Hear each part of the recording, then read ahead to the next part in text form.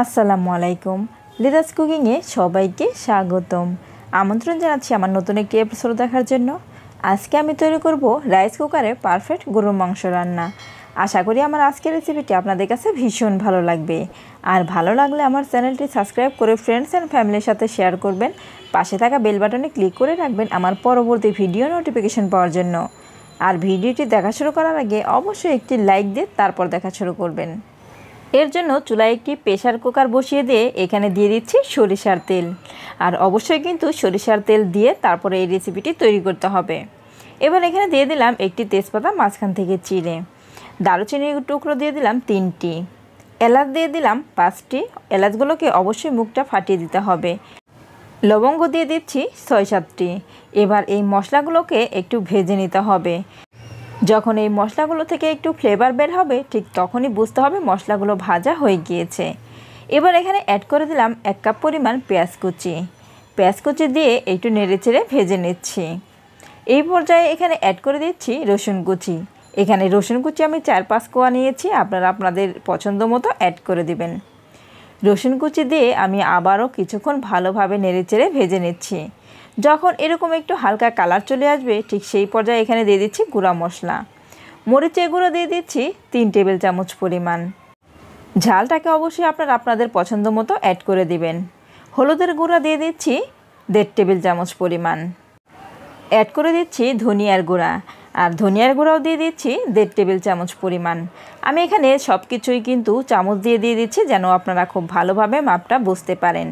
Add করে দিয়েছি 1 চা চামচ পরিমাণ ভাজা জিরার গুঁড়া, আর দিয়ে দিচ্ছি স্বাদ মতো লবণ। এবার এখানে আদা রসুনের পেস্ট দিয়ে দিলাম 2 টেবিল চামচ পরিমাণ। এবার এই মশলাগুলোকে একটু নেড়েচেড়ে ভালো করে মিশিয়ে নিতে হবে। এবার এখানে অ্যাড করে দিচ্ছি সামান্য একটু পানি। এই পানিটা দিয়ে এই মশলাগুলোকে খুব ভালোভাবে কষিয়ে নেব। যখন মশলা থেকে তেলটা ছেড়ে দেবে তখন বুঝতে হবে মশলাগুলো কষানো হয়ে গিয়েছে। মশলাগুলো কষিয়ে নেওয়ার পর এবার এখানে অ্যাড করে দিয়েছি গরুর মাংস। আর আমি এখানে কিন্তু 2 কেজি পরিমাণ গরুর মাংস নিয়েছি, আপনারা চাইলে কিন্তু আরও কম বেশি করেও নিয়ে নিতে পারেন। আর এখানে যে মশলাগুলো দিয়েছি আমি, এই মশলাগুলো কিন্তু আমি 2 কেজি গরুর মাংসর পরিমাণ মতোই মশলাগুলো দিয়েছি। আপনারা যদি আরও কম বেশি করে মাংস রান্না করেন তাহলে কিন্তু মশলাগুলো আরও কম বেশি করেও নিয়ে নিতে হবে। আর মাংস রান্নার সময় অবশ্যই কিন্তু মশলার পরিমাপটা ঠিক রাখতে হবে। এবার এখানে দিয়ে দিলাম আর 1/2 কাপ পরিমাণ পেঁয়াজ কুচি। এতে কি হবে, মাংসের ঝোলটা কিন্তু একেবারে ঘন হবে, আর এটা খেতেও কিন্তু ভীষণই ভালো লাগবে। তো পেঁয়াজ কুচি দিয়ে দেওয়ার পর আমি আবারও ভালো করে নেড়েচেড়ে মিশিয়ে নিয়েছি। আর এটাকে কিন্তু খুব ভালো করে কষিয়ে নিতে হবে। অনেকে মনে করেন প্রেসার কুকারে রান্না করলে এটাকে কষানো যাবে না এবং কি ঝোলটা পাতলা হয়, ঘন হয় না। সেজন্যই আজকে আমি প্রেসার কুকারে মাংস খুব ভালোভাবে কষিয়ে আর ঝোলটাকেও একেবারে ঘন করে রান্না করে তারপর দেখাবো। মাংসগুলোকে ঢাকনা দিয়ে ঢেকে দিয়েছিলাম 10 মিনিটের জন্য। আর 10 মিনিট পরে কিন্তু এই মাংসগুলো থেকে অনেকটাই ঝোল উঠে এসেছে।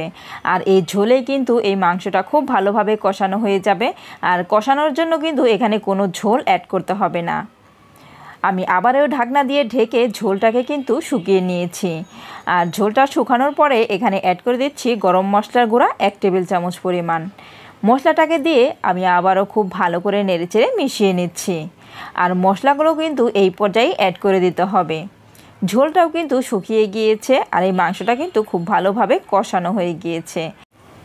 গরম মশলা দিয়ে দেওয়ার পর আমি আরও 5 মিনিট ঢাকনা দিয়ে ঢেকে রেখে দিয়েছিলাম। এবার ঢাকনা খুলে নেড়ে দিচ্ছি। আর এই ঝোলটা কিন্তু একেবারে শুকিয়ে গিয়েছে আর মাংস থেকে কিন্তু তেলটা ছেড়ে দিয়েছে। আর যখন মাংস থেকে এরকম তেলটা ছেড়ে দিবে ঠিক তখনই বুঝতে হবে মাংসটা কিন্তু খুব ভালোভাবে কষানো হয়ে গিয়েছে। মাংস খুব ভালোভাবে কষিয়ে নেওয়ার পর এবার এখানে অ্যাড করে দেব পরিমাণ মতো ঝোল। আর এখানে আমি ঝোলটাকে আমার পরিমাণ মতো অ্যাড করে দিচ্ছি, আপনারাও কিন্তু আপনাদের পরিমাণ মতো ঝোলটা অ্যাড করে দিবেন। ঝোল দিয়ে খুব ভালো করে নেড়েচেড়ে মিশিয়ে নিতে হবে যেন এই ঝোলটা পুরো মশলার সঙ্গে খুব ভালোভাবে মিশে যায়। খুব ভালোভাবে মিশিয়ে নেওয়ার পর এবার আমি প্রেসার কুকারের ঢাকনাটা দিয়ে ঢেকে দিচ্ছি। ঢাকনা দিয়ে আটকে দেওয়ার পর এখানে আমি অপেক্ষা করব 7টা সিটি দেওয়া পর্যন্ত। প্রেসার কুকারে যখন 7টা সিটি দিবে তখন বুঝতে হবে আমাদের এই মাংসটা কিন্তু পুরোপুরি সিদ্ধ হয়ে গিয়েছে। প্রেসার কুকার থেকে কিন্তু আমি এই মাংসটাকে নামিয়ে নিয়েছি। নামিয়ে আমি একটি প্যানের মধ্যে দিয়ে দিয়েছি। প্যানের মধ্যে দিয়ে এখানে এখন যতটুকু ঝোল আছে এই ঝোলটুকু আমি শুকিয়ে নেব।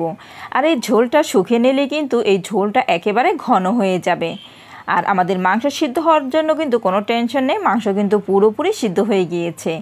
এবারে ঝোলটা টেনে গেলেই কিন্তু এই মাংসটা পুরোপুরি রান্না হয়ে যাবে।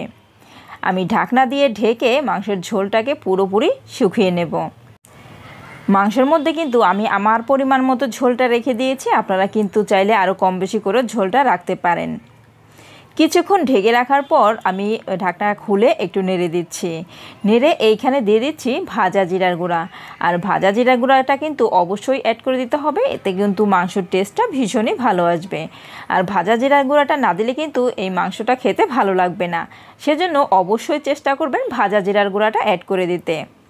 আর এই মাংসটা কিন্তু ঝোলটা টেনে গিয়েছে, আর এটুকু আমি রাখবো, এর চেয়ে বেশি আর শুকাবো না। তো আমার গরুর মাংস রান্না কিন্তু পুরোপুরি রেডি। এবার চুলা থেকে নামিয়ে সার্ভ করে দেখিয়ে দিচ্ছি। তো ফ্রেন্ডস, আমার আজকের রেসিপিটি আপনাদের কাছে কেমন লেগেছে অবশ্যই আমাকে কমেন্ট করে জানাবেন। আর যারা একেবারে নতুন রাঁধুনি, আশা করি আমার আজকের রেসিপিটি তাদের কাজে আসবে। তো আজ এই পর্যন্তই, পরবর্তী পর্বে আবার দেখা হবে। সবাই ভালো থাকবেন। আল্লাহ হাফেজ।